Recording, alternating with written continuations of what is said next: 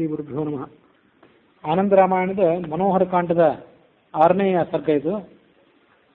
ರಾಮನವಮಿಯ ಕಥಾಶ್ರವಣ ಮುಂದುವರೆದಿತ್ತು.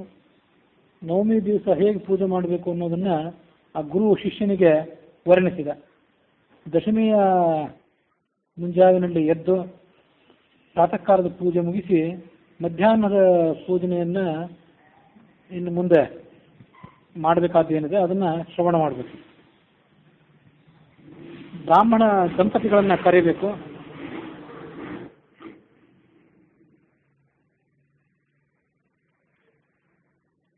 ಮತ್ತು 8 ಜನ ಬ್ರಾಹ್ಮಣರನ್ನು ಅದಕ್ಕೆ ನಿಮಂತ್ರಣ ಮಾಡಬೇಕು. ನೆಲವನ್ನ ಗೋಮಯದಿಂದ ಸಾರಿಸಿ ರಂಗವಲ್ಯಾದಿಗಳನ್ನ ಹಾಕಿ ನಾನಾ ಥರದ ಪತಾಕೆಗಳನ್ನ ಧ್ವಜಗಳನ್ನೆಲ್ಲ ಅಲ್ಲಿ ಚಿತ್ರಣ ಮಾಡಬೇಕು. ಒಂದು ಪೀಠವನ್ನು ಇಡಬೇಕು. ಆ ಪೀಠವನ್ನು ಇಟ್ಟು ಅದರ ಮುಂಭಾಗದಲ್ಲಿ ಅಷ್ಟೋತ್ತರ ಸಹಸ್ರ ರಾಮಲಿಂಗತೋ ಭದ್ರವನ್ನ ಬರೀಬೇಕು, ಅಥವಾ ಅಷ್ಟೋತ್ತರ ಶತ ರಾಮಲಿಂಗತೋ ಭದ್ರದ ಮಂಡಲವನ್ನು ಬರೀಬೇಕು.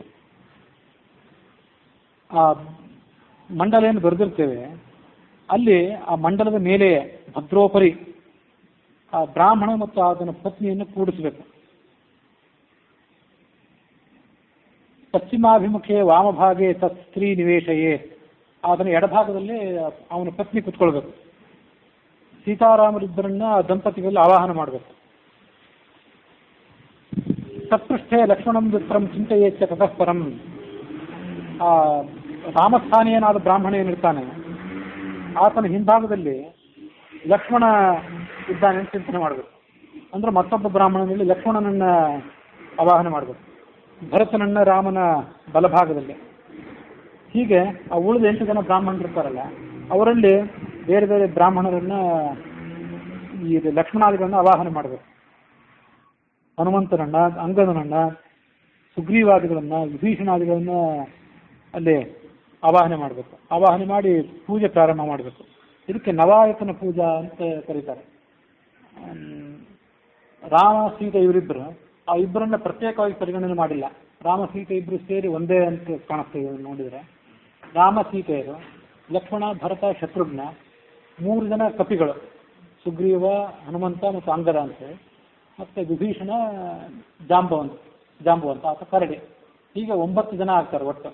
ಇದು ರಾಮನ ಪರಿವಾರ. ಇದಕ್ಕೆ ನವಾಯತನ ಪೂಜಾ ಅಂತ ಹೀಗೆ ಕರೀತಾರೆ. ಅಥವಾ ಪಂಚಾಯತನ ಪೂಜೆಯನ್ನು ಕೂಡ ಮಾಡಬಹುದು. ರಾಮ ಸೀತೆಯರು, ಲಕ್ಷ್ಮಣ, ಭರತ, ಶತ್ರುಘ್ನರು ಮತ್ತು ಹನುಮಂತ, ಹೀಗೆ ಪಂಚಾಯತನ ಪೂಜೆ ಅಂತ ಕೂಡ ಇದನ್ನು ಹೇಳಬಹುದು. 5 ಜನ ಬ್ರಾಹ್ಮಣರನ್ನು ಕೂರಿಸಿ ಅವರಲ್ಲಿ ಇವರನ್ನು ಆವಾಹನೆ ಮಾಡಬೇಕು.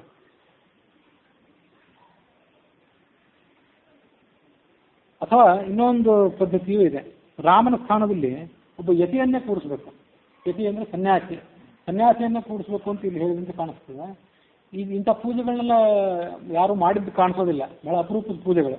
ಯಾರು ಪುರೋಹಿತರು ಇದ್ರ ಬಗ್ಗೆ ಎಲ್ಲ ಕೇಳಿದರೆ ಬಹಳ ಅಪರೂಪದ ವರ್ಣನೆಗಳಿವು. ಇದರಲ್ಲಿ ಯಾವುದಾದ್ರೂ ಕೆಲವು ಮಾಹಿತಿಗಳು ಮಾತ್ರ ಅವ್ರಿಗೆ ಗೊತ್ತಿರ್ತದೆ.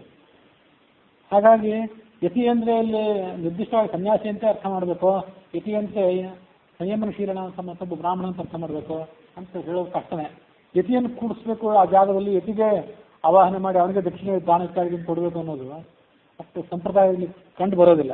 ಅದಕ್ಕೆಲ್ಲ ಯತಿ ದಾನ ಇತ್ಯಾದಿ ಕರ್ಮಗಳಿಗೆ ಭಾಷೆನೆ ಅಂತ ಹೀಗಿದೆ ಅಂತ ಇಲ್ಲಿದ್ದುದನ್ನು ಹೇಳ್ತೇನೆ. ಭಕ್ತಿಯಿಂದ ಯತಿಯನ್ನು ಕೂಡಿಸ್ಬೇಕು. ಆ ಯತಿಯನ್ನು ಕೂಡಿಸಿದ ಮೇಲೆ ಅದ್ರ ಪಕ್ಕದಲ್ಲಿ ಸೀತೆ ಬೇಕಲ್ಲ, ಅದಕ್ಕೊಂದು ಅಡಿಕೆ ಇಡಬೇಕು. ಅಡಿಕೆಯಲ್ಲಿಟ್ಟು ಆ ಅಡಿಕೆಯಲ್ಲಿ ಸೀತೆಯನ್ನ ಆವಾಹನೆ ಮಾಡಬೇಕು. ಮುಂದೆ ಸುವಾಸಿನಿಯರ ಅದೇನು ಹೇಳೋದು ಕಷ್ಟನೇ. ಗೇಹೇ ಸುವಾಸಿನೀಂ ಸೀತಾಮತ್ತ ಪುನಃ ಪೂಜ್ಯ ಭೋಜನೀಯ ಸವಿಸ್ತರಂ, ಸುವಾಸಿನಿಯರ ಭೋಜನ ಇತ್ಯಾದಿಗಳನ್ನ ವಿಸ್ತಾರವಾಗಿ ಮಾಡಿಸ್ಬೇಕು. ಹೀಗೆ ಸೀತಾರಾಮರ ಪೂಜೆಯನ್ನ ಮಾಡಿ ಮುಗಿಸ್ಬೇಕು. ಲಕ್ಷ್ಮಣಾದಿಗಳ ಉಪಚಾರವನ್ನು ಕೂಡ ಮಾಡಬೇಕು. ವಿಪ್ರರಲ್ಲಿ ಆ ಲಕ್ಷ್ಮಣಾದಿಗಳನ್ನ ಆವಾಹನೆ ಮಾಡಿ ಆಸನ ಕೊಡಬೇಕು, ಪಾದ ಪ್ರಕ್ಷಾಲನೆ ಮಾಡಬೇಕು. ಯತಿ ಪಾದೋದಕಂ ಭಿನ್ನಂ ಸ್ಥಾಪನೆಯ ದುರೋತ್ತಮ. ಯತಿಗೆ ಪಾದ ಪೂಜೆ ಮಾಡಿದಾಗ ಅದರ ಪಾದೋದಕ ಏನಿರ್ತದೆ ಅದನ್ನು ಸ್ವಲ್ಪ ಪ್ರತ್ಯೇಕವಾಗಿ ತೆಗೆದಿಡಬೇಕು ಅಂತ ಹೇಳ್ತಾರೆ. ಮುಂದೆ ಲಕ್ಷ್ಮಣ, ಭರತ, ಶತ್ರುಘ್ನ ಇತ್ಯಾದಿ ಸ್ಥಾನದಲ್ಲಿರುವ ಬ್ರಾಹ್ಮಣರನ್ನ ಪಾದಪೂಜೆ ಇತ್ಯಾದಿಗಳನ್ನು ಮಾಡಿ ಚಂದನಾದಿಗಳನ್ನು ಅವರಿಗೆ ಹಚ್ಚಿ ಆಚಮನಾದಿಗಳನ್ನು ಕೊಡಬೇಕು. ಸ್ನಾನಾದಿಗಳಿಗೆ ನೀರಿನ ವ್ಯವಸ್ಥೆ ಮಾಡಬೇಕು. ವಸ್ತ್ರ ಇತ್ಯಾದಿಗಳನ್ನು ಅವ್ರಿಗೆ ಕೊಡಬೇಕು. ದೇಯ ಬಾಣಾಶ್ಚ ಚಾಪಾನಿ ದೇಯಾನಿ ಪೃಥಕ್ ಪೃಥಕ್. ಬಿಲ್ಲು ಬಾಣ ಇತ್ಯಾದಿಗಳನ್ನು ಅವ್ರ ಕೈಗೆ ಒಪ್ಪಿಸಬೇಕು. ಪರಿಮಳ ವಸ್ತುಗಳನ್ನು ಅವ್ರ ಕೈಗೆ ಕೊಡಬೇಕು. ಅಥವಾ ಶರ್ಕರಾದಿ ನೈವೇದ್ಯಾದಿ ಸಮರ್ಪಯಿತ, ನೈವೇದ್ಯ ಮೊದಲಾದವುಗಳನ್ನು ಕೂಡ ಅವರಿಗೆ ಅರ್ಪಣೆ ಮಾಡಬೇಕು. ನಾನಾ ಫಲಗಳನ್ನು ಕೊಡಬೇಕು. ನೀರಾಜನವನ್ನು ಮಾಡಬೇಕು. ನೃತ್ಯ ಗೀತಾದಿಕಂ ಕೃತ್ವ ಪ್ರಾರ್ಥನೆ ರಘುನಾಯಕಂ. ಇದೊಂದು ಶ್ಲೋಕ, ಮನೋಹರ ಕಾಂಡದ 6ನೇ ಸರ್ಗದ 75ನೇ ಶ್ಲೋಕ ಇದು. ಈ ಶ್ಲೋಕವನ್ನು ಬಾಯ್ಪಾಠ ಮಾಡಿ ವಿಶಿಷ್ಟ ಸಂದರ್ಭಗಳಲ್ಲಿ ಇದನ್ನು ಪಠನೆ ಮಾಡೋದು ಬಹಳ ಶ್ರೇಯಸ್ಕರ ಅಂತ ಕಾಣಿಸ್ತದೆ. ಯಾಕಂದರೆ ಇದೇನಿದೆ ಇಡೀ ಆನಂದ ರಾಮಾಯಣದ ಸಾರವನ್ನು ಒಳಗೊಂಡದ್ದು. 7-8 ಕಾಂಡಗಳ ಆನಂದ ರಾಮಾಯಣದ ಏನಿದೆ ಅದರ ಪ್ರತಿಯೊಂದು ಕಾಂಡದ ಸಾರವನ್ನು ಒಳಗೊಂಡ ಶ್ಲೋಕ ಇದು. ಮೊದಲನೇ ಕಾಂಡದಲ್ಲಿ, ಸಾರಕಾಂಡದಲ್ಲಿ, ರಾಮೋ ಹತ್ವಾ ದಶಾಸ್ಯಂ, ರಾವಣನನ್ನು ಹತ್ಯೆ ಮಾಡಿದ. ಮುಂದೆ 2ನೇ ಶಬ್ದದ ಯಾತ್ರಾ, 2ನೇ ಕಾಂಡ ಯಾತ್ರಾಕಾಂಡ ಅಂತ ಬಂದಿತ್ತು. ಅದರಲ್ಲಿ ಋಷಿಮುನಿಗಳ ಆಜ್ಞೆಗನುಸಾರವಾಗಿ ಆತ ಯಾತ್ರೆ ಮಾಡಿದ್ರ ವರ್ಣನೆ ಇದೆ. ಯಾತ್ರಾ ದ್ವಿಜ ವಚನ ಗುರುತ್ವೇನ ಯಾತ್ರಾ ಅಸ್ತ್ರಯಜ್ಞಾನ್ ಕೃತ್ವ ಭುಕ್ತ ಅತಿಭೋಗಾನ್. ಅದಾದ ಬಳಿಕ ಇರುವಂಥ ಕಾಂಡ ಏನಿದೆ ಅದು ವಿಲಾಸ ಕಾಂಡ ಇದೆ. ನಾನಾ ಥರದ ಭೋಗಗಳನ್ನು ಆತ ಅನುಭವಿಸಿದ ಅಂತ ಹೀಗಿದೆ. ಮುಂದೆ ಅವನಿತಲ ವಿಶಂತೀಂ ಗೃಹೀತ್ವಾತ ಸೀತಾಂ. ಮುಂದೆ ಸೀತೆ ಆ ಭೂಪ್ರವೇಶ ಮಾಡಲಿಕ್ಕೆ ಉದ್ಯುಕ್ತರಾದಾಗ ಅವಳನ್ನು ಆತ ಭೂಮಿಯನ್ನು ಹಿಡಿದು ಎಳೆದು ಭೂಮಿಯನ್ನು ನಿಲ್ಲಿಸಿ ಆ ಸೀತೆಯನ್ನು ತನ್ನ ಹತ್ತಿರ ಕರೆದುಕೊಂಡ ಅಂತಿದೆ. ಅದು ಜನ್ಮಕಾಂಡದಲ್ಲಿ ಬಂದಂಥ ಕಥೆ. ಲಬ್ಧ್ವಾ ನಾನಾ ಸ್ಪೃಶಾಸ್ತಾಹ. ಮುಂದೆ ತನ್ನ ಮಕ್ಕಳು ಮೊಮ್ಮಕ್ಕಳು ಇತ್ಯಾದಿಗಳ ವರ್ಣನೆ ಅಲ್ಲಿದೆ. ಅದು ವಿವಾಹ ಕಾಂಡದ ಕಥೆ ಅಂತ ಕಾಣಿಸ್ತದೆ. ಸ್ಪೃಶಾಸ್ತಾಹ ತು ಅವನಿಕೃತಲಗತಾನ್ ಪಾರ್ಥಿವಾಂಶ್ಚಿತ್ವ. ರಾಜ್ಯಕಾಂಡ ಅದರ ಮುಂದೆ ಬರೋದು. ಅದರಲ್ಲಿ ಆತ ದಿಗ್ವಿಜಯ ಮಾಡಿ ನಾನಾ ಥರದ ರಾಜರನ್ನೆಲ್ಲ ಸೋಲಿಸಿದ್ದರ ವರ್ಣನೆ ಇದೆ. ರಾಜ್ಯಕಾಂಡದ ಪೂರ್ವಾರ್ಧ ಮತ್ತು ಉತ್ತರಾರ್ಧ ಅದು. ಮುಂದೆ ಕೃತ್ವ ನಾನಾ ಉಪದೇಶಾನ್, ಮನೋಹರ ಕಾಂಡ ಅಂತ ಬಂತು. ರಾಜ್ಯಕಾಂಡದ ಕೊನೆಯಲ್ಲೂ ಕೂಡ ಕೆಲವು ಉಪದೇಶಗಳು ಬಂದಿತ್ತು ಅಂತ ನೆನಪಿರ್ಬೇಕು. ಮನೋಹರ ಕಾಂಡದಲ್ಲೂ ಕೂಡ ಕೆಲವು ಬಂದಿದ್ದು, ನಾನಾ ಥರದ ಉಪದೇಶಗಳನ್ನು ಮಾಡಿದ. ಆ ಮನೋಹರ ಕಾಂಡ ಆದಮೇಲೆ ಇರೋದೇ ಪೂರ್ಣಕಾಂಡ, ಗಜಪುರ ಅಂತಿದೆ, ಅಂದರೆ ಹಸ್ತಿನಾವತಿ. ಹಸ್ತಿನಾವತಿಯ ಸಮೀಪದಲ್ಲಿ ಆತ ತನ್ನ ಈ ಲೋಕವನ್ನು ಪರಿತ್ಯಾಗ ಮಾಡಿ ಮಹಾನಿರ್ವಾಣವನ್ನು ಹೊಂದಿದ. ಇದು ನವಕಾಂಡಮಯ ಶ್ಲೋಕ. ಆನಂದ ರಾಮಾಯಣದ 9 ಕಾಂಡಗಳ ಸಾರವನ್ನು ಒಳಗೊಂಡಂಥ ಶ್ಲೋಕ ಇದು. ಅದನ್ನು ಭಗವಂತನ ಎದುರಿಗೆ ಪಠನೆ ಮಾಡಿ ಶ್ರೀರಾಮನನ್ನ ಕ್ಷಮೆ ಕೇಳಬೇಕು. ಯಾವುದಾದ್ರೂ ನ್ಯೂನತೆ ಇದ್ದರೆ ಅದನ್ನೆಲ್ಲ ಪರಿಹಾರ ಮಾಡುವಂತ. ತತ್ಸರ್ವಂ ತೀರ್ಪಿತಂ ತ್ವದ್ಯ ಪ್ರಸನ್ನೋ ಭವ ಮೇ ಪ್ರಭೋ. ಈ ದೀರ್ಘವಾದ ಪೂಜೆಯನ್ನೇನು ಮಾಡಿದ್ದೇನೆ, ನವಾಯತನ ಪೂಜಾ, ಪಂಚಾಯತನ ಪೂಜಾ ಇತ್ಯಾದಿ, ಅದನ್ನು ನಿನಗೆ ಅರ್ಪಣೆ ಮಾಡ್ತೀನಿ ಅಂತ ಹೇಳಬೇಕು. ತಾಂಬೂಲಾದಿಗಳನ್ನು ಕೊಟ್ಟು ಬಂದಂಥವರನ್ನ ಕಳಿಸ್ಕೊಡ್ಬೇಕು. ಯತಿಪಾದವನ್ನು ಪ್ರಾಶನ ಮಾಡಬೇಕು. ಪ್ರಾಶನ ಮಾಡೋದಕ್ಕೆ ಹೊಟ್ಟೆಗೆ ತಗೊಳ್ಳೋದು ಪದ್ಧತಿ ಇಲ್ಲ, ಅಥವಾ ಅದನ್ನು ಪ್ರೋಕ್ಷಣೆ ಮಾಡ್ಕೊಳ್ಬೇಕು. ಮುಂದೆ ತಾನು ತನ್ನ ಬಂಧುಗಳು ಮಿತ್ರರ ಇತ್ಯಾದಿಗಳ ಸಮೇತನಾಗಿ ಭೋಜನ ಮಾಡಬೇಕು. ಯತಿಗೆ ಏನೇನನ್ನು ಅರ್ಪಣೆ ಮಾಡಿರ್ತಾನೆ, ಆ ಅರ್ಪಣೆ ಮಾಡಿದ್ದನ್ನು ಯತಿಗೆ ಎದುರುಗಡೆ ಇಟ್ಟು ಅರ್ಪಣೆ ಮಾಡಿರ್ತಾನೆ. ಆದರೆ ಯತಿಗೆ ಅದನ್ನು ಕೊಡುವಂತಿಲ್ಲ. ಅದನ್ನು ತೊಗೊಂಡು ಮತ್ತೊಬ್ಬ ಬ್ರಾಹ್ಮಣನಿಗೆ ಕೊಟ್ಬಿಡಬೇಕು. ಯತಿಗೆ ಅದನ್ನು ತೊಗೊಂಡು ಹೋಗೋ ಅಧಿಕಾರವಿಲ್ಲ. ಬ್ರಹ್ಮಸೂತ್ರಾಧಿಕಂ ಶುಭಂ. ಯಾಕಂದರೆ ಯಜ್ಞೋಪಯುಕ್ತ ಇತ್ಯಾದಿಗಳನ್ನು ಇಟ್ಟಿರ್ತೀರಿ, ಅದು ಯಾವುದನ್ನು ಯತಿಗೆ ಅನುಪಯುಕ್ತ ಅಥವಾ ತೊಗೊಂಡು ಹೋಗೋದಿಲ್ಲ. ಬೇರೆ ಬ್ರಾಹ್ಮಣಾದಿಗಳಿಗೆ, ತನ್ನ ಗುರುಗಳಿಗೆಲ್ಲ ಅದನ್ನು ಕೊಟ್ಬಿಡ್ಬೇಕು. ಮಾಸೇ ಮಾಸೇ ಸರ್ವದೇವ ರಾಮೋಪಾಸಕ ಮಾನವೈಃ ಏವಂ ಮಾಸವ್ರತಂ ಪ್ರೋಕ್ತಂ ರಾಘವಸ್ಯ ಅತಿತೋಷದಂ. ಇಂಥ ನಾನಾ ಥರದ ವ್ರತಗಳಿವೆ. ಅದರಲ್ಲಿ ಯಾವ್ಯಾವ ವ್ರತ ಯಾವ್ಯಾವುದು ಆತನಿಗೆ ಅನುಕೂಲ ಆಗಿದೆಯೋ ಅದನ್ನೆಲ್ಲ ಥರದ ವ್ರತಗಳನ್ನು ಆತ ಮಾಡಬೇಕು. ಆಗ ಶಿಷ್ಯ ಕೇಳಿದ, ರಾಮನವಮಿ ವ್ರತದ ಉದ್ಯಾಪನೆ, ವ್ರತ ಹೇಗೆ ಮಾಡಬೇಕು, ಪೂಜೆ ಹೇಗೆ ಮಾಡಬೇಕು ಅಂತ ಹೇಳಿದ್ರಿ, ಉದ್ಯಾಪನೆ ಹೇಗೆ ಮಾಡಬೇಕು, ಅದರ ಸಮಾಪ್ತಿ ಅದನ್ನು ಹೇಳಿ. ಆಗ ಗುರುಗಳು ಹೇಳಿದರು, ನವಸಂವತ್ಸರಂ ಮಾಸನವಮಿ ವ್ರತ ಉತ್ತಮಂ. 9 ವರ್ಷ ಇದನ್ನು ಆಚರಣೆ ಮಾಡಬೇಕು. ಅದನ್ನೆಲ್ಲ ಆಚರಣೆ ಮಾಡಿ ಕೊನೆಗೆ ಅದರ ಉದ್ಯಾಪನೆ ಮಾಡಬೇಕು. ಗೃಹೇ ವೃಂದಾವನೇ ವಾ ಸದ್ಗೋಷ್ಠೇ ದೇವಗ್ರಹಾದಿಷು. ಮನೆಯಲ್ಲಿ, ವೃಂದಾವನದಲ್ಲಿ, ತುಳಸಿ ವೃಂದಾವನ ಇತ್ಯಾದಿಗಳಲ್ಲಿ, ದನಗಳ ಕೊಟ್ಟಿಗೆಯಲ್ಲಿ, ದೇವತೆಗಳ ಮನೆ, ದೇವಾಲಯ ಮೊದಲಾದವುಗಳಲ್ಲಿ ಆ ಜಾಗವನ್ನು ಆಯ್ಕೆ ಮಾಡಿಕೊಂಡು ಆ ಸ್ಥಳವನ್ನು ಗೋಮಯದಿಂದ ಶುದ್ಧ ಮಾಡಿ ನಾನಾ ಥರದ ರಂಗೋಲಿಗಳಿಂದ, ರಂಗೋಲಿ ಅಂದರೆ ಪಾಷಾಣದ ಚೂರ್ಣ, ಕಲ್ಲಿನ ಚೂರ್ಣವೇ ಅದು, ಅದಕ್ಕೆ ರಂಗೋಲಿ ಅಂತ ಹೇಳೋದನ್ನು ಕಲ್ಲಿನ ಚೂರ್ಣ ಅಂತ ಇವ್ರು ಹೇಳ್ತಾರೆ. ನಾನಾ ರೀತಿಯ ಬಣ್ಣಗಳಿಂದ ಕೂಡಿದ ರಂಗೋಲಿಯ ಚೂರ್ಣಗಳಿಂದ ಆ ಸ್ಥಳವನ್ನು ಅಲಂಕರಣ ಮಾಡಬೇಕು. ರಮ್ಯ ಚಿತ್ತವರ್ಣಶ್ಚ ಮಂಟಪ, ಅದ್ರ ಮೇಲೊಂದು ಮಂಟಪ ನಿರ್ಮಾಣ ಮಾಡಬೇಕು. ಕದಲಿ ಸ್ತಂಭಯುಕ್ತಾನೆ, ಬಾಲೆಯ ಕಂಬ ಮೊದಲಾದವುಗಳನ್ನು ಅಲ್ಲಿ ಕಟ್ಟಬೇಕು. ಮುಂದೆ ಚಿತ್ರಧ್ವಜೈ ವಿಧಾನೈಶ್ಚ ಮುಕ್ತಾಹಾರೈರ್ ವಿಧಾನ್ಯತೆ, ಕಲಶದ ಮಧ್ಯದಲ್ಲಿ ರಾಮಚಂದ್ರನ ಮೂರ್ತಿ ಇತ್ಯಾದಿಗಳನ್ನು ಇಡಬೇಕು. ಸೀತೆಯ ಪೂಜೆಯದ್ರಾತ್ರೌ ಮಹೋತ್ಸಾಹ ಪುರಸ್ಸರಂ ನವಫಲ ನಿರ್ಮಿತಾಂ, 9 ಫಲದ ತೂಕವುಳ್ಳಂಥ ಬಂಗಾರದ ಮೂರ್ತಿಯನ್ನು ಮಾಡಿಸ್ಬೇಕು.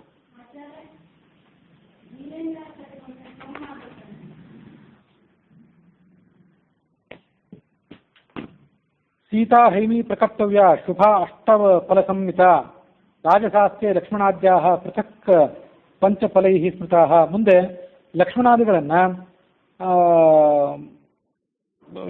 ಪ್ರತಿಮೆಗಳನ್ನು ಕೂಡ ನಾನಾ ರೀತಿಯಾದ ಬಂಗಾರದ ಫಲಗಳಿಂದ ಬೇರೆ ಬೇರೆ ಪ್ರಮಾಣದಲ್ಲಿ ಅದನ್ನು ನಿರ್ಮಾಣ ಮಾಡಬೇಕು. ಅಶಕ್ತೌಚ ತದರ್ಧಾರ್ಧೇನವಾ ಪುನಃ, ಪೂರ್ಣ 9 ಫಲದಲ್ಲಿ ಮಾಡಲಿಕ್ಕಾಗದೇ ಇದ್ರೆ ಅದರ ಅರ್ಧ. ಹೀಗೆ ವಿತ್ತಶಾಟ್ಯಂ ನಕಾರಯೇತ್, ನಮ್ಗೆ ಎಷ್ಟು ಶಕ್ತಿ ಇದೆಯೋ ಅಷ್ಟು ಶಕ್ತಿ ಅಂತೂ ಪೂರ್ಣವಾಗಿ ವಿನಿಯೋಗ ಮಾಡಿ ಅದರ ಕಾರ್ಯವನ್ನು ಮಾಡಬೇಕು. ಅದರಲ್ಲಿ ಯಾವುದೇ ಸಂಕೋಚ ಮಾಡಬಾರ್ದು. ತಿಲಾದ್ಯೈ ಪಾಯಸಾದ್ಯಶ್ಚ ನವಾನ್ನೇನಾಥ ತತ್ಸ್ಮೃತಂ, ಎಳ್ಳಿನ ಅನ್ನ ಪಾಯಸಾದಿಗಳನ್ನ ಅಲ್ಲಿ ಅರ್ಪಣೆ ಮಾಡಬೇಕು.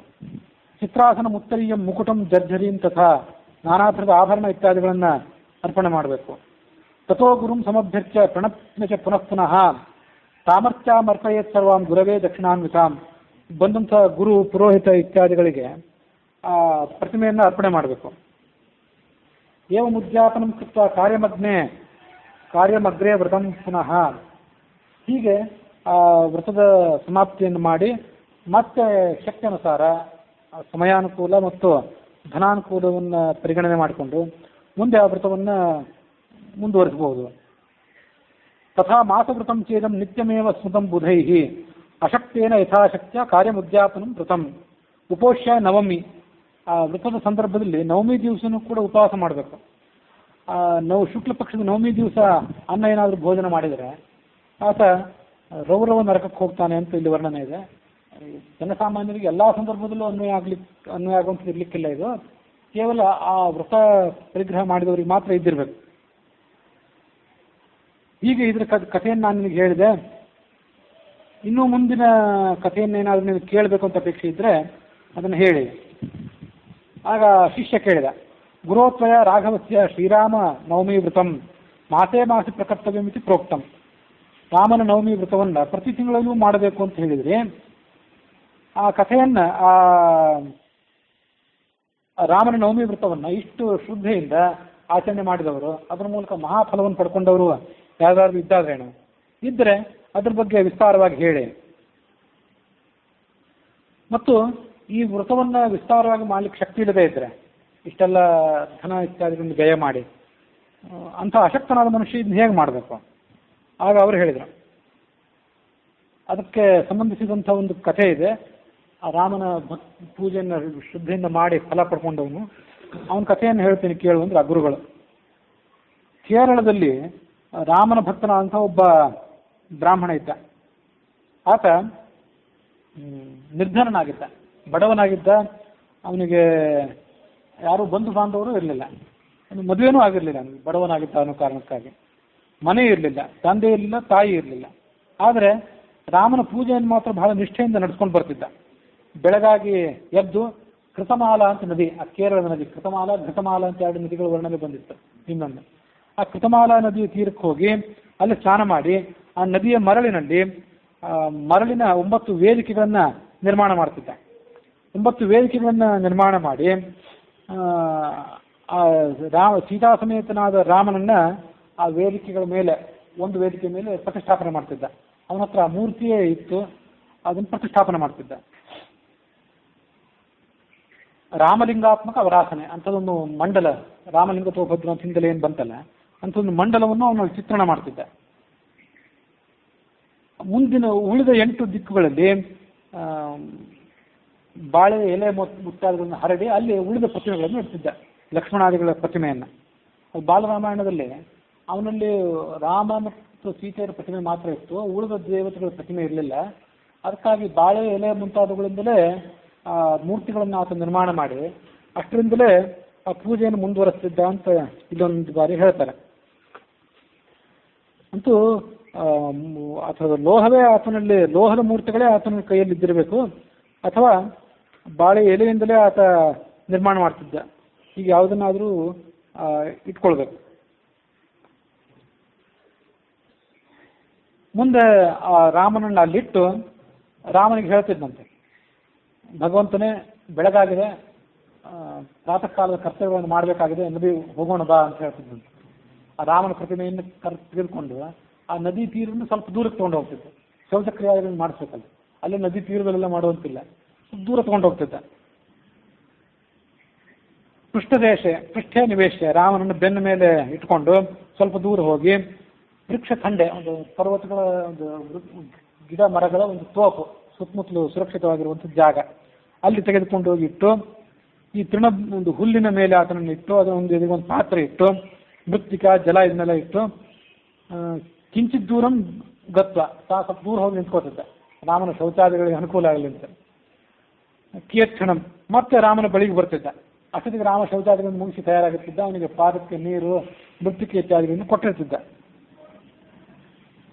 ಅಕರೋದ್ ಮೃತ್ತಿಕಾ ಶೌಚಂ ತಸ್ಯ ಸ್ವಕರೇಣ, ತನ್ನ ಕೈಯಿಂದಲೇ ಆತನಿಗೆ ಮೃತ್ತಿಕಾ ಶೌಚ ಇತ್ಯಾದಿಗಳನ್ನು ಮಾಡಿಸ್ತಿದ್ದ.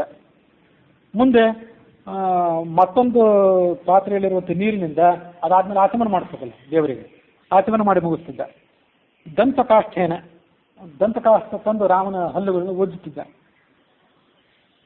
ಭಕ್ತಿಪೂರ್ವಕವಾಗಿ ಅದರ ಕೆಲಸಗಳನ್ನೆಲ್ಲ ಮಾಡಿಸಿ ಆ ಬಾಯಿ ಮುಕ್ಕಳಿಸ್ಲಿಕ್ಕೆ, ಅಂದರೆ ಗಂಡೂಷ ಮಾಡಬೇಕು ಅಂತಿದೆ. ಮೂತ್ರೇ ಪುರುಷೇ ಭುಕ್ತಿಯಂತೆ ರೇತಃ ಪ್ರಸ್ರವಣೇ ಪಿಚ ಚತುರಷ್ಟ ದ್ವಿಷ ಗಂಡೂಷೇ ಶ್ರುತಿರಿಷ್ಯತೆ ಅಂತ ಸ್ಮೃತಿ. ಮೂತ್ರ ವಿಸರ್ಜನೆ ಮಾಡಿದಾಗ ಮತ್ತು ಮಲ ವಿಸರ್ಜನೆ ಮಾಡಿದಾಗ ಭುಕ್ತಿಯಂತೆ ಭೋಜನ ಮಾಡಿದಾಗ ಮತ್ತು ಉಳಿದ ಕ್ರಿಯೆಗಳಲ್ಲಿ ಚತುರಷ್ಟ ದ್ವಿಷ ಮೂತ್ರವಾದ ನಂತರ 4 ಬಾರಿ, ಮಲ ವಿಸರ್ಜನೆ ಬಳಿಕ 8 ಬಾರಿ, ಭೋಜನದ ಬಳಿಕ 12 ಬಾರಿ, ಮತ್ತು ಇನ್ನೊಂದು ಕ್ರಿಯೆ ಬಳಿಕ 16 ಬಾರಿ ಬಾಯಿ ಮುಕ್ಕಳಿಸ್ಬೇಕು ಅಂತಿದೆ. ಹೀಗೆಲ್ಲ ಬಾಯಿ ಮುಕ್ಕಳಿಸಿ ಶುದ್ಧೀಕರಣ ಮಾಡ್ಕೋಬೇಕು. ಅದನ್ನೆಲ್ಲ ಆ ಭಗವಂತನಿಗೆ ಆತ ಮಾಡಿಸ್ತಿದ್ದ. ಅದು ಎಂಥದ್ದು, ಕವೋಷ್ಣಂ, ಸ್ವಲ್ಪ ಬೆಚ್ಚಗಿನ ನೀರನ್ನೇ ತಂದಿರ್ತಿದ್ದ. ತಂದು ರಾಮನಿಗೆ ಆ ಕ್ರಿಯೆಗಳನ್ನೆಲ್ಲ ಮಾಡಿಸ್ತಿದ್ದ.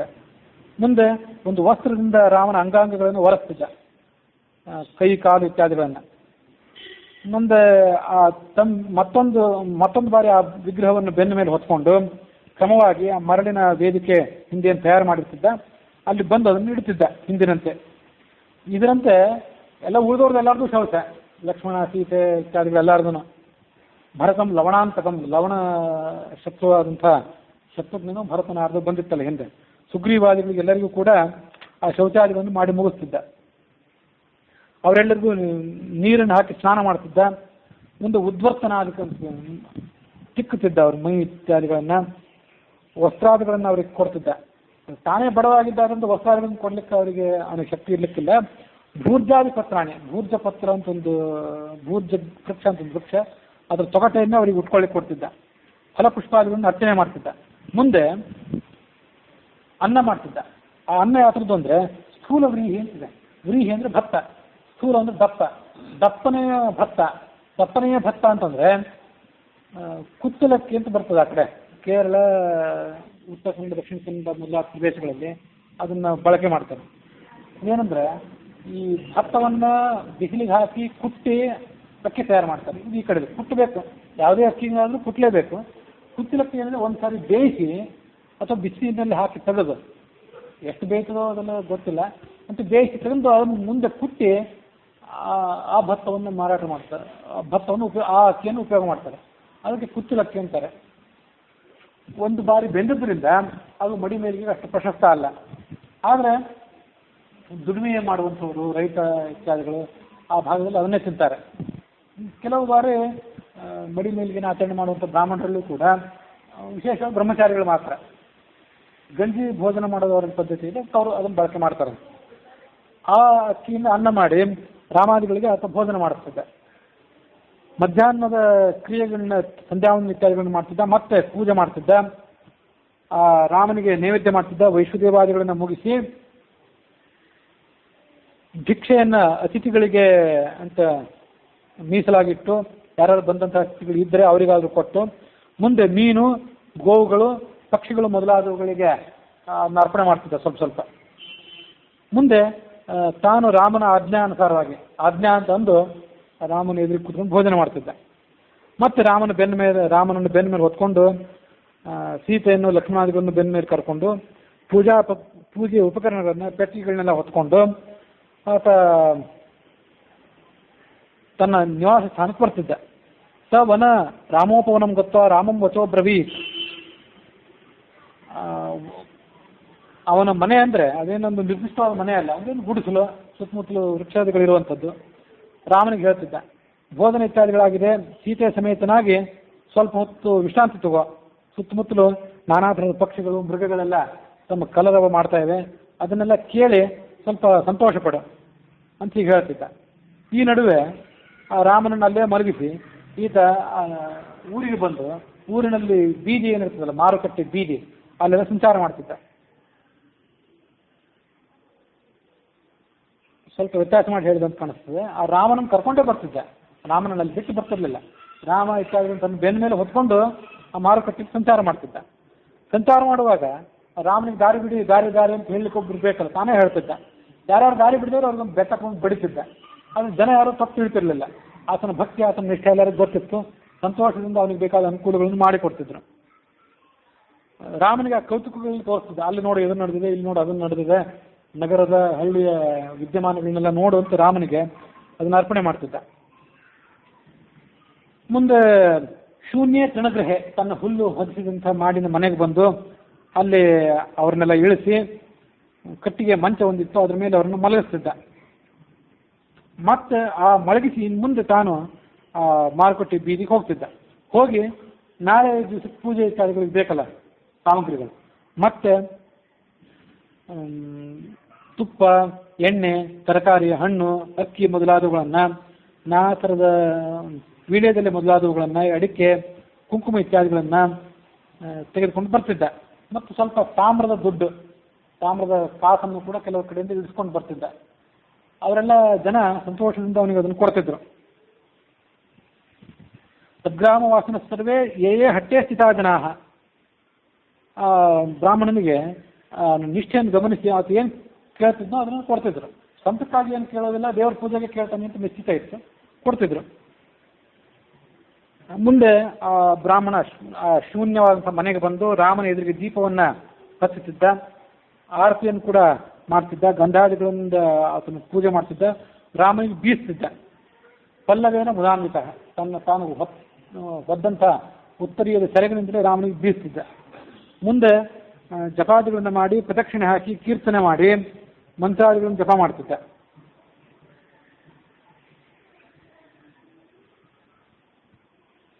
ತತಸ್ತು ಯಾಚಿತಾನ್ಯೇವ ವಸ್ತೂನಿ ಮಿಶ್ರಿತಾನಿತ. ಆ ನಾನಾ ಥರದ ವಸ್ತುಗಳನ್ನೆಲ್ಲ ಯಾಚನೆ ಮಾಡ್ಕೊಂಡು ತೊಗೊಂಡು ಬಂದಿರ್ತಿದ್ನಲ್ಲ, ಅದನ್ನೆಲ್ಲ 3 ಭಾಗ ಮಾಡಿರ್ತಿದ್ದ. ಆ 2 ಭಾಗಗಳನ್ನು ತನ್ನ ಸಮೀಪದಲ್ಲಿ ಇಟ್ಕೊಂಡಿರ್ತಿದ್ದ. ಇನ್ನೊಂದು ಭಾಗವನ್ನು ತನಗೆ ವಿಶ್ವಾಸಕ್ಕೆ ಪಾತ್ರನಾದಂಥ ಒಬ್ಬ ಧನಿಕನ ಮನೆಯಲ್ಲಿ, ಮಿತ್ರನ ಮನೆಯಲ್ಲಿ ಅದನ್ನು ನ್ಯಾಸವಾಗಿ ಇಟ್ಟಿರ್ತಿದ್ದ. ಅದು ನವಮ್ಯರ್ಥಂ, ರಾಮನವಮಿ ಬಂದು ಉತ್ಸವ ಮಾಡ್ಲಿಕ್ಕೆ ಬೇಕಲ್ಲ, ಅದಕ್ಕಾಗಿ ಇರ್ತಿದ್ದ ಆತನ ಹತ್ರ. ಉಳಿದ 2 ಭಾಗಗಳನ್ನು ತಾನು ದೈನಂದಿನ ಕ್ರಿಯೆಗಳಿಗಾಗಿ ಖರ್ಚು ಮಾಡ್ತಿದ್ದ. ತಾನು ಹುಲ್ಲಿನ ಮನೆಯ ದ್ವಾರದಲ್ಲಿ ಮಲ್ಕೊಂಡಿರ್ತಿದ್ದ, ಯಾರನ್ನೂ ಒಳಗೆ ಬಿಡಬಾರ್ದು, ರಾಮ ಒಳಗೆ ವಿಶ್ರಾಂತಿ ಸ್ವೀಕಾರ ಮಾಡ್ತಿದ್ದಾನೆ ಅಂತ ಹೇಳಿ.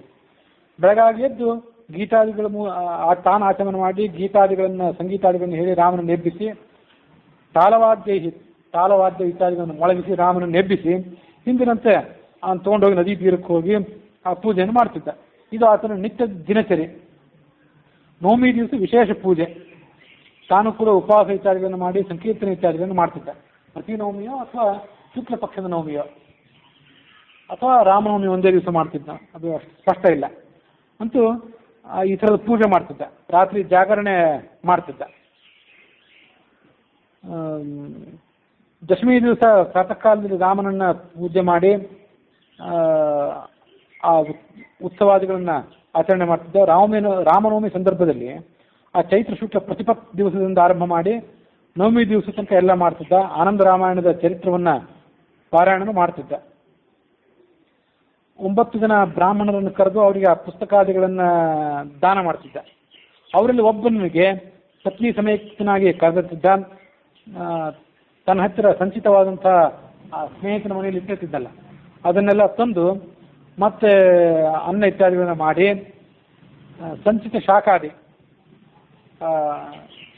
ತರಕಾರಿ ಮೊದಲಾದವುಗಳನ್ನು, ಹಣ್ಣು ಮೊದಲಾದವುಗಳನ್ನು ಅಡಿಗೆಗೆ ಉಪಯೋಗ ಮಾಡ್ತಿದ್ದ.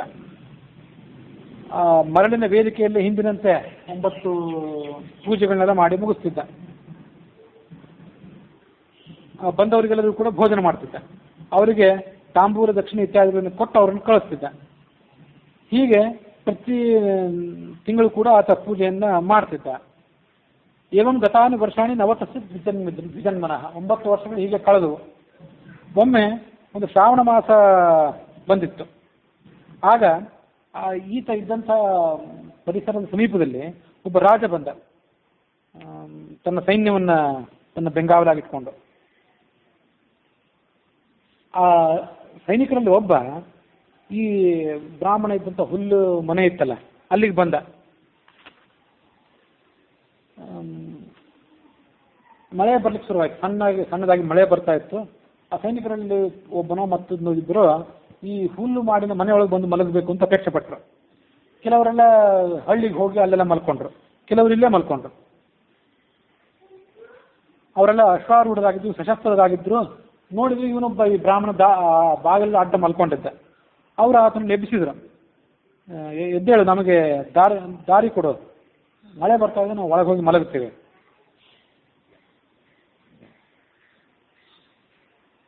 ಈ ಬ್ರಾಹ್ಮಣ ಹೇಳಿದ, ರಾಮ ಸೀತೆ ಇಬ್ಬರು ಒಳಗೆ ವಿಶ್ರಾಂತಿ ತಗೋತಾ ಇದ್ದಾರೆ, ಆತನ ಬಂಧುಗಳು ಅಲ್ಲಿದ್ದಾರೆ, ನೀವ್ಯಾರು ಒಳಗೆ ಹೋಗುವಂತಿಲ್ಲ ಅಂತ ಹೇಳಿದ. ನೀವೆಲ್ಲ ನಗರಕ್ಕೆ ಹೋಗಿ, ಹಳ್ಳಿಗಾದ್ರೂ ಹೋಗಿ ಅಲ್ಲೇ ಮಲ್ಕೊಳ್ಳಿ, ನನಗೆ ತೊಂದರೆ ಕೊಡಬೇಡಿ, ರಾಮನಿಗೆ ತೊಂದರೆ ಕೊಡಬೇಡಿ ಅಂತ ಹೇಳಿದ. ಆ ರಾಜನ ಭಟರ ಆ ಮಾತನ್ನೆಲ್ಲ ಕೇಳಿದರು. ಯೋತುಸ್ತೆ ಹಿ ಅಸ್ತಿ ರಾಮ ಸೋಪಿ ನಿರ್ಯಾತ ವೈ ಬಹಿಹಿ. ನಿನ್ನ ರಾಮನೇ ಹೊರಗೆ ಬರಲಿ, ಅವನೇ ಹೊರಗೆ ಮಲಗಲಿ, ನಾವೇ ಒಳಗೆ ಮಲಗ್ತೀವಿ ಅಂತ ಆ ಬ್ರಾಹ್ಮಣನ ದಬಾಯಿಸಿದ. ಫಲಂ ದೇಹಿನೋ ದ್ವಿಜ ಪ್ರಬುದ್ಧಂ ವೈ ಕರೋಮ್ಮೆದ್ದ ನಿಶಾಯಾಮ್ ರಾಜಸೇವಕ. ಈತ ಬೇಡ್ಕೊಂಡ, ಈ ರಾತ್ರಿ ಹೊತ್ತು ನಾನು ಅವ್ರನ್ನ ಎಬ್ಬಿಸೋದಿಲ್ಲ, ಅವ್ರಿಗೆ ತೊಂದರೆ ಕೊಡೋದಿಲ್ಲ, ನೀವು ಈ ಥರ ಒತ್ತಾಯ ಮಾಡಬೇಡಿ ಅಂತ ಏನೋ ಕೇಳ್ಕೊಂಡ. ಆಗ ಅವ್ರು ಕೇಳಲಿಲ್ಲ. ಅವರು ದೇವಿಪ್ರಂ ತಾಡಯಾನ್ ಚಕ್ರು, ಈ ಬ್ರಾಹ್ಮಣನನ್ನು ಅವರು ತಾಡನ ಮಾಡಿದರು. ಆಗ ಬ್ರಾಹ್ಮಣ ಹೇಳಿದ, ಆಯ್ತು ನಾನೇ ರಾಮನ ಹೊರಗೆ ಕರ್ಕೊಂಡು ಬರ್ತೀನಿ ಅಂತ ಹೇಳಿದ. ರಾಮ ಇತ್ಯಾದಿ ವಿಗ್ರಹಗಳನ್ನು ಹೊರಗೆ ತಗೊಂಡು ಬಂದ. ರಾಮನ ಹೊರಗೆ ಕರೆದು, ರಾಮ ಉತ್ತಿಷ್ಟ ಬಹಿರ್ ದುಷ್ಟಾಸ್ಥಿತಾ ಸತ್ಯ ಸಂತಷ್ಟೋ ಸಂಸ್ಥಿತಾ. ಹೊರಗೆ ದುಷ್ಟರು ಬಂದಿದ್ದಾರೆ, ಕುದುರೆ ಏರಿ, ಅವರೇ ಒಳಗೆ ಮಲಗಲಿ, ನೀನು ಹೊರಗೆ ಬಾ ಅಂತ ರಾಮನ ಹೊರಗೆ ಕರೆದ. ಇತ್ಯುಕ್ತ ಹೀಗೆ ಹೇಳಿ ಮತ್ತೆ ಹೆಗಲ ಮೇಲೆ ತಗೊಂಡು ಬಂದು ಅಂದರೆ ಹೊರಗೆ ಇಟ್ಕೊಂಡ. ಎಷ್ಟಿಂ ಧೃತ್ವ ಸವ್ಯಹಸ್ತೆ ಶನೈರ್ ದ್ವಾರ ಬಹಿರ್ಯಯೋ. ಆ ಬ್ರಾಹ್ಮಣನ ನೋಡಿ ಅವರಿಗೆಲ್ಲ ಹುಚ್ಚ ಅಂತ ಅನಿಸ್ತು. ಅದೇನು ಆ ದೇವರ ವಿಗ್ರಹಗಳೇನು, ಅದಕ್ಕೆ ಇವನು ರಕ್ಷಕನಾಗಿ ನಿಲ್ಲೋದೇನು, ಇವರಿಗೆ ಹುಚ್ಚು ಅಂತ ಅನಿಸಿತ್ತು. ಆ ಬ್ರಾಹ್ಮಣ ಹುಚ್ಚ ಇದ್ದಿರಬೇಕು ಅಂತ ಸೈನಿಕರು ತಿಳ್ಕೊಂಡ್ರು. ಅವರೆಲ್ಲ ಹುಲ್ಲು ಮಾಡಿದ ಮನೆ ಒಳಗೆ ಹೋಗಿ ಮಲ್ಕೊಂಡ್ರು. ಈತ ಹೊರಗೆ ಬಂದು ಕೂತಿದ್ದ ಮಳೆಯಲ್ಲಿ. ಪುರಾಣದಲ್ಲಿ ಹನುಮಂತನ ಶಕ್ತಿ ಇಷ್ಟೆಲ್ಲ ವರ್ಣಿತ ಆಗಿದೆ, ಇಲ್ಲೊಂದು ಬಾರಿ ಆತ ಶಕ್ತಿ ತೋರಿಸಬಾರ್ದೆ ಅಂತ ಹನುಮಂತನ ಶಕ್ತಿ ಬಗ್ಗೆ ಆಲೋಚನೆ ಮಾಡಿದ. ಪುರಾಣೇ ವಾಯುಪುತ್ರಸ್ಯ ಮಯಾ ಸಾರಂ ಬಹುಶ್ರುತಂ ತತ್ಸರ್ವಂ ತು ವೃಷ. ಅದೆಲ್ಲ ಸುಳ್ಳೇ ಇದ್ದಿರಬೇಕು, ಈ ಹನುಮಂತ ಏನು ಪ್ರತೀಕಾರ ಮಾಡ್ತಿಲ್ಲಲ್ಲ ಈಗ ಅನಿಸಿತು ಅವನಿಗೆ. ಬಹಳ ಸಿಟ್ಟು ಬಂತು. ಹನುಮಂತನ ವಿಗ್ರಹ ಒಂದು ಯಾವುದೋ ಗಡಿಗೆಯಲ್ಲಿ ಹಾಕಿಟ್ಟಿದ್ದ ಅಂತ ಕಾಣಿಸ್ತಿದೆ. ಆ ಗಡಿಗೆಯನ್ನು ಕೆಳಗಿಟ್ಟ. ಘಟ ಅಂತಿದ್ರೆ ಗಡಿಗೆ ಅಂತಿದ್ದಿರಬೇಕು ಅಥವಾ ಪಾತ್ರೆ ಅಂತಿದ್ದಿರಬೇಕು, ಒಂದು ಮಣ್ಣಿನ ಪಾತ್ರೆ ಅಂತಿದ್ದಿರಬೇಕು. ಆ ಹನುಮಂತನ ವಿಗ್ರಹವನ್ನು ಕೆಳಗಿಟ್ಟು ಆ ಹನುಮಂತನ ವಿಗ್ರಹ ಬಾಲವನ್ನು ಹೀಗೆ ತಿರುಗಿಸಿ ಆಕಾಶಕ್ಕೆ ಬಿಸಾಕಿದ, ಹೋಗಿ ಹಾಳಾಗೋಗುವಂತ. ಅದು ಆಕಾಶದಲ್ಲಿ ಹೋಗಿ ಹಾರಿತು. ಆ ಆಕಾಶದಲ್ಲಿ ಹಾರಿದಂಥ ಹನುಮಂತನ ಲೋಹದ ವಿಗ್ರಹ ಅದು ಆಕಾಶದಲ್ಲಿ ಹೋಗಿ ಭಯಂಕರವಾಗಿ ಗರ್ಜಿಸಿತ್ತು. ಭಯಂಕರವಾಗಿ ಗರ್ಜನೆ ಕೇಳಿ ಈ ಹುಲ್ಲು ಮಾಡಿದ ಮನೆಯೊಳಗಿದ್ದಂಥ ರಾಜಭಟರು ಮಹಾವೀರರಿದ್ರಲ್ಲ, ಅವರು ಗ್ರಾಮದಲ್ಲಿರುವಂಥ ಊರಿನ ಮಂದಿ ಇವರೆಲ್ಲರೂ ಕೂಡ ಹೊರಗೆ ಬಂದು ಕತ್ತರಿಸಿದ್ರು. ಇದೇನೋ ದೊಡ್ಡ ಶಬ್ದ ಕೇಳ್ತಿದೆಯಲ್ಲ ಅಂತ. ಎಷ್ಟೋ ಜನ ಎದೆ ಹೊಡೆದು ಸತ್ತೇ ಹೋದರು. ಆಗಲೇ ಕೆಲವರು ಸತ್ರು, ಸ್ಥಳದಲ್ಲೇ ಕೆಲವರು ಆಮೇಲೆ ಸತ್ರು. ಎಲ್ಲರೂ ಸತ್ತೇ ಹೋದರು. ಕುದುರೆಗಳು, ಆನೆಗಳು ಮತ್ತು ಎತ್ತುಗಳು ಎಲ್ಲ ಸತ್ತು ಹೋದವು. ಅಲ್ಲಿ ಏನಾಯ್ತು ಅಂದ್ರೆ ಕೊನೆಗೆ ಒಂದು ಗಂಡು ಪೀಳೆ ಇರಲಿಲ್ಲ, ಪುರುಷರು ಇರಲಿಲ್ಲ, ಗಂಡು ಮನುಷ್ಯರೂ ಇರಲಿಲ್ಲ, ಗಂಡು ಆನೆ ಕುದುರೆ ಎತ್ತು ಯಾವುದೂ ಇರಲಿಲ್ಲ. ಗಂಡು ಒಂದು ಪಿಳ್ಳೆಯಲ್ಲಿ ಉಳಿದಂತ ಆಗಿಬಿಡ್ತು ಕೊನೆಗೆ. ಮತ್ತೆ ಹೆಣ್ಣುಮಕ್ಳು ಮಾತ್ರ ಉಳಿದಿದ್ರು. ಅದರಲ್ಲೂ ಹೆಣ್ಮಕ್ಳು ಯಾರು ಗರ್ಭಿಣಿಯರಾಗಿದ್ರೆ ಅವ್ರ ಗರ್ಭದಲ್ಲಿ ಗಂಡು ಮಕ್ಕಳಿದ್ರೆ ಅದೆಲ್ಲ ಅಲ್ಲೇ ಗರ್ಭಸ್ರಾವ ಆಗಿ ಹೋಯ್ತು. ಅಂತೂ ಗಂಡು ಯಾವುದು ಇರಬಾರ್ದು ಅನ್ನೋ ಪರಿಸ್ಥಿತಿ ಬಂದು ಮುಟ್ಟಿತ್ತು. ಇದ್ದ ಗಂಡು ಸಿಗಿತು ಅಂದ್ರೆ ಈ ಒಬ್ಬನೇ, ಈ ಬ್ರಾಹ್ಮಣ ಒಬ್ಬನೇ. ನಮೃತೋ ಬ್ರಾಹ್ಮಣೋತ್ತಮ. ಅದು ರಾಮಚಂದ್ರನ ಕೃಪೆ ಮತ್ತು ಹನುಮಂತನ ಕೃಪೆ. ಬೆಳಗಾಗಿ ಎದ್ದ ಕೂಡಲೇ ಆ ಸ್ತ್ರೀಯರೆಲ್ಲ ಅದನ್ನು ನೋಡಿದ್ರು. ಇದೇನು ಇಂಥದ್ದೊಂದು ಭಯಂಕರವಾದಂಥ ಚಟುವಟಿಕೆ ಕಾಣಿಸ್ತಾ ಇದೆಯಲ್ಲ ಅಂತ ಅವರು ಅದನ್ನು ನೋಡಿದ್ರು. ಯಾರೂ ನಮ್ಮಲ್ಲಿ ಯಾರು ಕಾಣ್ತಾನೆ ಇಲ್ಲ, ನಮ್ಮ ಪುರುಷ ಯಾರು ಇಲ್ಲವೇ ಇಲ್ಲ. ನೋಡಿದ್ರೆ ಇವನೊಬ್ಬನೇ ಪುರುಷ, ಈ ಬ್ರಾಹ್ಮಣ. ತಾಭಿರ್ನೈವ ಶ್ರುತೋಧ್ವನಿ. ಯಾಕೆಂದ್ರೆ ಅವರಿಗೆ ಆ ಭಯಂಕರವಾದಂಥ ಗರ್ಜನೆ ಕೇಳಿದ್ದಿಲ್ಲ. ಹನುಮಂತನ ಗರ್ಜನೆ ಪುರುಷನಿಗಷ್ಟೇ ಕೇಳಿ ಬಂದಿತ್ತು. ಅವನ ಬಳಿಗೆ ಬಂದು ಅವ್ರು ಕೇಳಿದ್ರು. ಆ ಕೆಸರಿನಲ್ಲಿ ಹನುಮಂತನ ವಿಗ್ರಹ ಬಿದ್ದಿತ್ತು. ಅದು ಆ ಆಕಾಶಕ್ಕೆ ಹಾರಿ ಹೋಗಿ ಅಲ್ಲಿ ಗರ್ಜನೆ ಮಾಡಿ ಕೆಳಗೆ ಬಂದು ಬಿದ್ದಿತ್ತು. ಅದನ್ನೆಲ್ಲ ನೋಡಿದ್ರು. ಏನು ಅಂತ ಇವನೇ ಕೇಳಿದ್ರು. ಇವನು ಅವ್ರ ಮುಖದಿಂದ ಅದನ್ನೆಲ್ಲ ಕೇಳಿ ಎಲ್ಲರೂ ಸತ್ತು ಹೋಗಿದ್ದಾರೆ ಅಂತ ಕೇಳಿ ಇವನು ಆಶ್ಚರ್ಯಪಟ್ಟ. ಹೀಗೆ ನಾನು ಮಾಡಿದೆ, ಹನುಮಂತನ ಏನಾದರೂ ಮಾಡಿದ್ದಿರಬಹುದು ಪ್ರತೀಕಾರ ಅಂತ ಇವನು ಹೇಳ್ಕೊಂಡೆ. ಮುಂದೆ ಅವರೆಲ್ಲ ಏನು ಮಾಡಿದ್ರು, ನೀನೇ ನಮ್ಮ ನಗರಕ್ಕೆ ಅಧಿಪತಿ ಆಗಬಾ ಅಂತ ಅವ್ನು ತೊಗೊಂಡೋಗಿ ತಮ್ಮ ರಾಜ್ಯಕ್ಕೆ ಅಧಿಪತಿಯನ್ನಾಗಿ ಮಾಡಿದರು. ಅದಷ್ಟೇ ಅಲ್ಲ, ತತಸ್ಥಾಃ ಪ್ರಾರ್ಥಯಿತ್ವಾ ತಂ ಚಕ್ರು ಸ್ವೀಯ ಪುರಾಧಿಪಂ ಸ್ವೋಪಿ ರಾಮಾಜ್ಞೆಯ ರಾಜ್ಯಂ ಚಕಾರ ಪುರಸ್ಥಿತ. ರಾಮನ ಆಜ್ಞೆ ಪ್ರಕಾರ ಆ ರಾಜ್ಯಕ್ಕೆ ತಾನೇ ಅಧಿಪತಿ ಆದ. ಮುಂದೆ ಅಲ್ಲಿದ್ದಂಥ ಸ್ತ್ರೀಯರಿಗೂ ಆತನೇ ಏಕಮಾತ್ರ ಪತಿ ಆಗಿಬಿಟ್ಟ. ಅದು ಮುಂದೆ ಏನಾಯ್ತಂದ್ರೆ ಆ ಕೇರಳದ ಆ ಭಾಗದಲ್ಲಿ ಮೇಲಿಂದ ಮೇಲೆ ಹನುಮಂತನ ಗರ್ಜನೆ ಕೇಳಿ ಬರ್ತಿತ್ತು. ಅದು ಯಾರೋ ಗುಡುಗಿನ ಧ್ವನಿ ಅಂತ ಕೆಲವರಿಗೆ ಅನಿಸ್ತಿತ್ತು, ಅಂತೂ ಹನುಮಂತನ ಧ್ವನಿ ಕೇಳಿ ಬರ್ತಿತ್ತು. ಕಾಲೇ ಇವತ್ತಿಗೂ ಅದು ಕೇಳಿಸ್ತದಂತೆ ಆ ನಗರದಲ್ಲಿ. ಆ ನಗರದ ಕೃತಮಾಲ ಅಂತ ನಗರ, ಅದು ಯಾವ ನಗರವೋ ಮತ್ತಷ್ಟು ಇನ್ನೊಂದು ಬಾರಿ ವಿಚಾರ ಮಾಡಿಕೊಂಡು ಹೇಳ್ತೀನಿ. ಅಂತೂ ಆ ನಗರದಲ್ಲಿ ಅದನ್ನು ಕೇಳಿಸ್ತದಂತೆ ಮೇಲಿನ ಮೇಲೆ. ಇವತ್ತಿಗೂ ಗರ್ಭದಲ್ಲಿ ಗಂಡು ಮಗುವನ್ನು ಯಾರು ಹೊತ್ತಂತ ಹೆಣ್ಮಕ್ಳಿದ್ರೆ ಅವ್ರಿಗೆ ಗರ್ಭಸ್ರಾವ ಆಗಿಬಿಡ್ತದಂತೆ. ಸಹಸ್ರ ಸಂಖ್ಯೆಯಲ್ಲಿ ಸ್ತ್ರೀಯರೇ ಇದ್ದ ಪುರುಷ ಅಂದ್ರೆ ಈ ಒಬ್ಬನೇ ಬ್ರಾಹ್ಮಣನೇ. ಮುಂದೆ ಅದೆಲ್ಲ ಆ ಕೇರಳ ಭಾಗವೆಲ್ಲ, ಮಲಯಾಳ ರಾಜ್ಯವೆಲ್ಲ ಅದು ಸ್ತ್ರೀ ರಾಜ್ಯ ಆಗಿಬಿಡ್ತಂತೆ. ಇದನ್ನೆಲ್ಲ ನೀವು ಕೂಡ ಕೇಳಿರ್ಬೇಕು. ಸ್ತ್ರೀಯರಿಗೆ ಅಲ್ಲಿ ಪ್ರಾಶಸ್ತ್ಯ ಇವತ್ತಿಗೂ ಕೂಡ. ಸ್ತ್ರೀಯರಿಗೆ ಶಿಕ್ಷಣ ಹೆಚ್ಚು, ಸ್ತ್ರೀಯರೇ ಅಧಿಕಾರವನ್ನು ಅನುಭವಿಸಿದವರು, ಉನ್ನತ ಮಟ್ಟದ ಅಧಿಕಾರಗಳನ್ನು ಅನುಭವಿಸಿದವರು ಅಲ್ಲಿ ಹೆಚ್ಚು. ಅದಂತೂ ಸರಿಯೇ. ಮತ್ತು ಅಖಿಲ ಭಾರತ ಮಟ್ಟದಲ್ಲಿ ಗಂಡಸರ ಸಂಖ್ಯೆಗೆ ಹೋಲಿಸಿದರೆ ಸ್ತ್ರೀಯರ ಸಂಖ್ಯೆ ಕಡಿಮೆ ಇದೆ. ಆದರೆ ಮಲಯಾಳ ಪ್ರದೇಶದಲ್ಲಿ ಮಾತ್ರ ಹಾಗಿಲ್ಲ. ಅಂದರೆ ಸ್ವಲ್ಪ ಕಡಿಮೆ ಆಗಿರ್ಬೋದು ಅಲ್ಲಿಯೂ, ಆದರೂ ಉಳಿದ ರಾಜ್ಯಗಳಿಗೆ ಹೋಲಿಸಿದರೆ ಎಷ್ಟು ಪರಿಸ್ಥಿತಿ ಶೋಚನೀಯವಾಗಿದೆ ಅಷ್ಟು ಅಲ್ಲಿಲ್ಲ ಅಂತ ಕೇಳಿ ಬರ್ತದೆ. ಮುಂದೆ ಆ ಬ್ರಾಹ್ಮಣ ಸತ್ತು ಹೋದ. ತನ್ನ ಪುಣ್ಯದ ಪ್ರಭಾವವಾಗಿ ಅದು ಭಗವಂತನ ಸಾಯುಜ್ಯ ಮೋಕ್ಷವನ್ನು ಪಡ್ಕೊಂಡ. ಮುಂದೆ ಆ ಉಳಿದ ಸ್ತ್ರೀಯರಲ್ಲಿದ್ದವ್ರು ಏನು ಹೇಳ್ತಿದ್ರು, ಬೇರೆ ಪ್ರದೇಶದಿಂದ ಯಾರಾದರೂ ಅಲ್ಲಿ ಸಂಚಾರಕ್ಕೆ ಬಂದರೆ ಆ ಸಮಯ ತಮ್ಮ ಪತಿಯನ್ನು ಸ್ವೀಕಾರ ಮಾಡಿಕೊಂಡಿರ್ತಿದ್ರು. ಯಾಕಂದ್ರೆ ಅಲ್ಲಿ ಗಂಡಸನ್ನು ಯಾರು ಹುಟ್ಟುವಂತೆ ಇಲ್ಲ.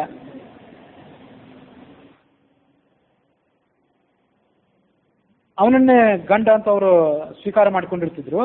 ಆದರೆ ಅವ್ರು ಏನು ಮಾಡ್ತಿದ್ರು ಅಂದರೆ ಆ ಕಾಲಕ್ಕೆ ಹನುಮಂತನ ಗರ್ಜನೆ ಒಂದು ಬೇರೆ ಆಗ್ತಿತ್ತಲ್ಲ, ಇವನು ಎದೆ ಓಡೋ ಸತ್ರ ಗತಿ ಏನು. ಅದಕ್ಕೆ ಆ ಹನುಮಂತನ ಗರ್ಜನೆ ಆಗುವ ಸಂದರ್ಭದಲ್ಲಿ ಅವನನ್ನ ಸುರಕ್ಷಿತವಾದಂಥ ಒಂದು ಜಾಗದಲ್ಲಿ ಇಟ್ಟಿರ್ತಿದ್ರು. ಜ್ಞಾತ್ವಾದಂ ಗರ್ಜನಾ ಕಾಲಂ, ಅವರಿಗೂ ಅನುಭವ ಆಗಿರ್ತದೆ ಯಾವಾಗ ಹನುಮಂತನ ಗರ್ಜನೆ ಕೇಳಿ ಬರ್ತದೆ ಅಂತೇಳಿ. ವಿವರೇಶು, ಒಂದು ಅದು ಗುಹೆಯಲ್ಲಿ ಆತನನ್ನು ಬಚ್ಚಿಟ್ಟು ಆತನ ಕಿವಿಗೆ ಹನುಮಂತನ ಗರ್ಜನೆ ಕೇಳದಂತೆ ಮಾಡ್ತಿದ್ರು. ಇದು ಹೇಗೆ, ಗುಹೆಯಲ್ಲಿ ಬಚ್ಚಿಟ್ಟು ಆತನ ಸುತ್ತಮುತ್ತ ದೊಡ್ಡ ದೊಡ್ಡ ಶಂಖ ಬೇರೆ ಇತ್ಯಾದಿಗಳನ್ನು ಬಾರಿಸಿ ಹನುಮಂತನ ಗರ್ಜನೆ ಸ್ವಲ್ಪವೂ ಕೇಳಿರಬಾರ್ದು ಅವನಿಗೆ. ಹಾಗೆ ಮಾಡಿ ಅವನನ್ನ ಕಾಯ್ತಿದ್ರು. ಆತ ಆ ಗರ್ಜನೆ ಕೇಳಿ ಮುಗಿದ ಮೇಲೆ ಆತ ಮತ್ತೆ ಹೊರಗೆ ತರ್ತಿದ್ರು. ಮತ್ತು ಆ ನಾನೋತ್ಸವೈಹಿ ಪೂಜ್ಯ. ಅದು ಹೇಗೆ ಅಂದರೆ ಆತ ಒಂದು ವೇಳೆ ಹನುಮಂತನ ಗರ್ಜನೆ ಕೇಳಿದ್ರೆ ಸತ್ತೇ ಹೋಗ್ತಿದ್ದ, ಅವನು ಸ್ಥಳದಲ್ಲೇ ಸತ್ತು ಹೋಗ್ತಿದ್ದ. ಇವರು ಉಪಾಯದಿಂದ ಆತ ಬದುಕುವುದಾದ ಮೇಲೆ ಅದೊಂದು ಪುನರ್ಜನ್ಮ. ಅದಕ್ಕೆ ಪುನರ್ಜನ್ಮ ಬಂತು ಅಂತ ದೊಡ್ಡ ಉತ್ಸಾಹಪೂರ್ವಕವಾಗಿ ಮೆರವಣಿಗೆಯಲ್ಲಿ ಆತನ್ನು ಹೊರಗೆ ಕರ್ಕೊಂಡು ಬರ್ತಿದ್ರು. ಮತ್ತು ಆ ನಾನೋತ್ಸವೈಹಿ ಪೂಜ್ಯ ತೈರ್ಭೋಗಂತಹ ಭಜಂತಿ ಭಜಂತಿ. ಮುಂದೆ ಆ ರಾಜ್ಯವೆಲ್ಲವೂ ಸ್ತ್ರೀಯರ ಶಾಸನಕ್ಕೆ ಒಳಪಟ್ಟಿತ್ತು. ಸ್ತ್ರೀಣಾಮೇವ ಮದೋತ್ಪತ್ತಿ ಜಾಯತೆ ಪುರುಷಸ್ಯನ. ಇದು ಅಲ್ಲಿ ಮಾತ್ರ ಅಲ್ಲ, ತದ್ರಾಜ್ಯ ನಿಕಟಸ್ಥಾಯೇ ಪ್ರದೇಶ. ತಮಿಳುನಾಡು, ದಕ್ಷಿಣ ಕರ್ನಾಟಕದ ಕೆಲವು ಆ ಭಾಗಕ್ಕೆ, ಕೇರಳದ ರಾಜ್ಯಕ್ಕೆ ಹೊಂದಿಕೊಂಡಿದ್ದಂಥ ಭಾಗಗಳಲ್ಲೆಲ್ಲ ಇದೇ ಕಥೆ. ಮಾರುತಿಯ ಶಬ್ದದಿಂದ ಗರ್ಜನೆಯಿಂದ ಹುಟ್ಟಿದಂಥ ಗಾಳಿ ಎಲ್ಲರೂ ಕೇಳಿ ಬಂದರೆ ಅಲ್ಲಿ ಗಂಡಸರು ಹುಟ್ಟುತ್ತಾರೆ. ಆ ಹುಟ್ಟಿದಂಥ ಗಂಡಸರು ಅಶಕ್ತರಾಗೇ ಇರ್ತಾರೆ, ಅವ್ರಲ್ಲಿ ಯಾವ ಪರಾಕ್ರಮವೂ ಇರೋದಿಲ್ಲ ಅಂತ ವಿಚಿತ್ರವಾದಂಥ ವಿದ್ಯಮಾನ ಅಲ್ಲಿ ನಡೆದು ಬಂದಿದೆ. ಭವಂತಿ ದುಹಿತರೇವ ಕ್ವಚಿತ್ ಪುತ್ರ ಪ್ರಜಾಯತೆ. ಹುಟ್ಟವರೆಲ್ಲ ಹೆಣ್ಮಕ್ಳು ಹುಟ್ಟುತ್ತಾರೆ, ಪುತ್ರ ಹುಟ್ಟೋದು ಬಹಳ ಕಡಿಮೆ. ಹೀಗೆ ಆ ಪ್ರದೇಶದಲ್ಲಿ ಸ್ತ್ರೀಯರು ಮಾತ್ರ ಹೆಚ್ಚಿನ ಸಂಖ್ಯೆಯಲ್ಲಿ ಜನಿಸ್ತಾ ಇದ್ರು ಮತ್ತು ಪುರುಷರ ಸಂಖ್ಯೆ ಅಲ್ಲಿ ಕಡಿಮೆ ಯಾಕಿತ್ತು ಅಂತ ಅನ್ನೋದನ್ನ ಆನಂದ ರಾಮಾಯಣದ ಮನೋಹರ ಕಾಂಡದ 6ನೇ ಸರ್ಗದ 207ನೇ ಶ್ಲೋಕದಿಂದ ಆರಂಭಿಸಿ ಅದರ ವಿಸ್ತಾರವಾದಂತಹ ವರ್ಣನೆ ಇದೆ. ಏಕಯವ ವರಃಪುತ್ರ ಕಿಂ ಜಾತಾಃ ದಶಕನ್ಯಕಾಃ ಪುನ್ನಾಮ್ನೋ ನರಕಾತ್ ಪುತ್ರಃ ತಾರಯೇತ್ ಸ್ವಕುಲಂ ಕ್ಷಣಾತ್. ಅವರಿಗೆ ಗಂಡು ಮಗು ಹುಟ್ಟಬೇಕು ಅಂತ ಬಹಳ ಅಪೇಕ್ಷೆ ಇರ್ತಿತ್ತಂತ ಆ ಪ್ರದೇಶದವರಿಗೆ. ಅದು ಹೇಗೆ, ಯಾಕೆಂತಂದ್ರೆ ಒಬ್ಬನೇ ಗಂಡು ಮಗ ಹುಟ್ಟಿದ್ರು ಸಾಕು, 10 ಕನ್ಯೆಗಳು ಹುಟ್ಟಿ ಆದ್ರೂ ಏನು ಉಪಯೋಗ? ಯಾಕಂದ್ರೆ ಗಂಡು ಮಗ ಇದ್ರೆ ಶ್ರಾದ್ದ ಮಾಡ್ತಾನೆ, ಶ್ರಾದ್ದ ಮಾಡಿ ತನ್ನ ತಂದೆ ತಾಯಿಗಳನ್ನ ಸದ್ಗತಿಗೆ ತಲುಪಿಸ್ತಾನೆ. ತಾರೆ ಸ್ವಕುಲಂ ಕ್ಷಣಾತ್ ಕನ್ಯಾ ಸ್ವೀಯ ದುರಾಚಾರಾತ್ ಕ್ಷಣಾನ್ ನಿಜ ಪಿತು ಕುಲಂ.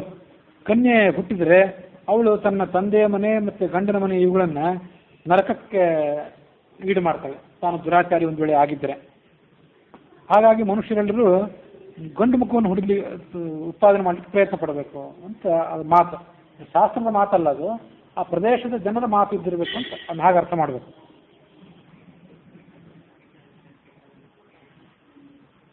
ಜೀವತೋ ವಾಕ್ಯಕರಣಾತ್ ಪ್ರತ್ಯಬ್ಧಂ ಭೂರಿ ಭೋಜನಾತ್ ಗಯಾಯಾಮ್ ಪಿಂಡದಾನೇನ ತ್ರಿಭಿಃ ಪುತ್ರಸ್ಯ ಪುತ್ರತ.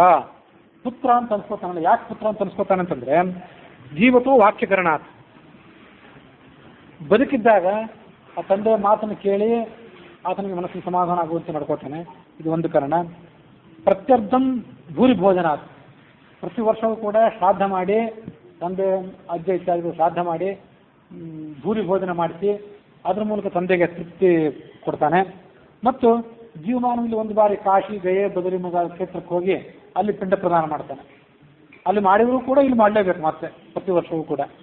ಹೀಗೆ 3 ಧರ್ಮ ಕಾರ್ಯಗಳು ಮಗಂದು.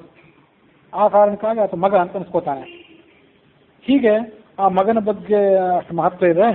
ಆ ಪ್ರದೇಶದ ಜನ ಎಲ್ಲ ಮಗನ ಸಲುವಾಗಿ ಅಷ್ಟೊಂದು ಹಂಬಲಿಸ್ತಾ ಇದ್ರು. ಹೀಗೆ ಆ ಬ್ರಾಹ್ಮಣ, ಅವನ ಹೆಸರು ಇಲ್ಲ, ಇಲ್ಲಿ ಬಂದೇ ಇಲ್ಲ. ಆ ಬ್ರಾಹ್ಮಣ ಹೇಗೆ ರಾಮನ ಪೂಜೆಯ ಮೂಲಕವಾಗಿ ಮಹತ್ವವನ್ನು ಪಡ್ಕೊಂಡ, ಅದರ ಫಲವನ್ನು ಪಡ್ಕೊಂಡ ಅಂತ ಅನ್ನೋದನ್ನ ನಿನಗೆ ವಿಸ್ತಾರವಾಗಿ ಹೇಳಿದೆ. ಏವಂ ತದ್ರಾಮಚಂದ್ರಸ್ಯ ವ್ರತಂ ಕೋತ್ರ ತು ನಾಚರೇತ್ ಸುಖೇನ ಭುಕ್ತಿದಂ ಚಾತ್ರ ಪರಲೋಕೆ ವಿಮುಕ್ತಿದಂ. ಇಹಲೋಕದಲ್ಲಿ ಸುಖ ಈ ವ್ರತದಿಂದ, ಪರಲೋಕದಲ್ಲಿಯೂ ಕೂಡ ಮೋಕ್ಷಾದಿ ಸುಖಗಳನ್ನು ಪಡ್ಕೊಳ್ತಾನೆ ಅಂತ ವಿಶಿಷ್ಟವಾದಂತಹ ಶಕ್ತಿ ಇದಕ್ಕಿದೆ. ಪತ್ನಿ, ಪುತ್ರ, ಧನ ಮತ್ತೆ ರಾಜ್ಯಾಧಿಪತ್ಯ ಮೊದಲಾದಂತಹ ಫಲಗಳನ್ನು ಕೂಡ ಅವನು ಪಡ್ಕೋತಾನೆ. ಇಲ್ಲಿವರೆಗೆ ನಿನಗೆ ಈ ಕಥೆಯನ್ನೆಲ್ಲ ಹೇಳಿದೆ. ಮತ್ತು ಏನಾದರೂ ಕೇಳಬೇಕು ಅಂತಿದ್ರೆ ಮತ್ತೆ ಪ್ರಶ್ನೆಗಳನ್ನು ಕೇಳುವಂತ ಗುರುಗಳು ಆ ಶಿಷ್ಯನಿಗೆ ಹೇಳಿದ್ರು ಅನ್ನೋಲಿಗೆ ಶತಕೋಟಿ ರಾಮಚರಿತಾಂತರ್ಗತ ಆನಂದ ರಾಮಾಯಣದಲ್ಲಿ ರಾಜ್ಯಕಾಂಡದಲ್ಲಿ ನವಮೀ ಕಥಾ ವರ್ಣನ ಅಂತ ಇದಕ್ಕೆ ಹೆಸರು. ಆ 6ನೇ ಸರ್ಗ ಮುಕ್ತಾಯ ಆಗಿದೆ.